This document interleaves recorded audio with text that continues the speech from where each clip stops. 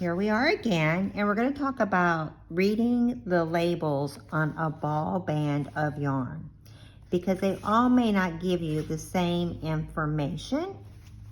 And unless you know, this is doing really good right here. I'm going to put these together because if you notice, they say they're a 3, which means it's a lightweight DK yarn. And they're telling you what needle size to use, which would be a US 5 to 6 on this one. And this one is saying a US 6. It's telling you how many stitches per inch.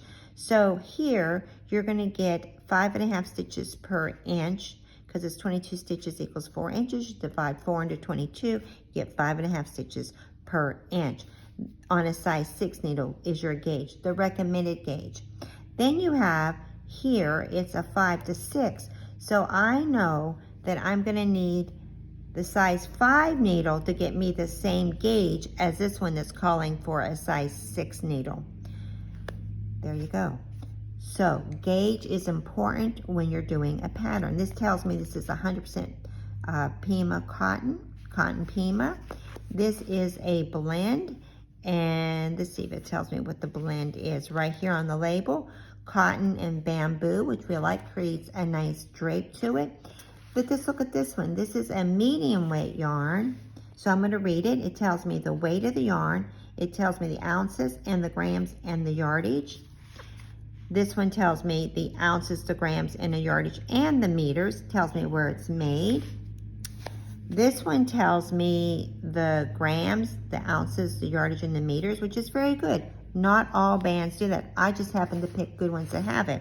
Let's see what this one has on it, the Sheep Geese, because it's from a different country, and they do things a little differently than what we do here. So in here, they have the grams and the meters. So now I know that the needles are probably going to be in meters as well, because this is a clue when they don't do the translation for me. So if it says it has 125 meters, I take 10% of that, and that's 1250. So that's probably going to be 137.5 yards to it. It's just 10% of this, and add it to that number and you'll get the yardage if it doesn't give you. Now here we know the needle size is 2.5 to 3.5 millimeter. That's going to be probably a 3 to 5 needle. Here they're giving me they did give me inches. 4 inches, so 4 into 36, 9 times 4, so 9 stitches per inch, probably on the smallest needle. Here they're giving me 8 times, let's see, 4 into 26, so 6.5 stitches per inch. So we know this is definitely a lighter yarn than this, but I had to do my math to figure it out because it did not give me the little indication of what type of yarn it is. So all ball bands are not created equal, just as all cottons are not created equal. So this is a great yarn, mercerized. You can see how much shinier it is than this Pima cotton or even the craft cotton that we have here. It has a very nice sheen. It will hold its shape well. It'll drape nicely. There are perks to it. Also on a label, it's going to tell you how to take care of your yarn. And this is something I can machine wash cold. I can iron it. I don't put it in the dryer. Dry cleaners lay flat to dry. So you have all the symbols as well. Does this one have it? See how they do a little gauge swatch. That makes it easier. Let's see. It tells me hand wash in cold water, lay flat to dry. So you don't have to guess the symbols on this. So American-made yarn, or yarns that are labeled in America, they're going to read a little bit differently.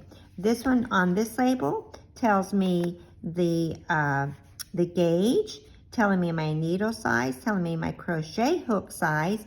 It's telling me the weight of the yarn, as in the sizing of the yarn, not the ounces of the yarn, which is right here. It tells me the color. Usually they'll tell you the color and the dye lot right there. Color is important. Dye lot's very important, especially if you were getting something like this, the craft cotton. that doesn't always hold its color as well. It could be different dye lot. So I always recommend, if you know you're going to need 10 skeins of that yarn, I would buy it right then if they have it in the store, all in the same dye lot. Because the chances are of you getting in the same lot a month from now probably is not going to be very likely to happen. So here it tells me the color number, the color name, and the dye lot. Tells me what it's made up out of, 100% cotton.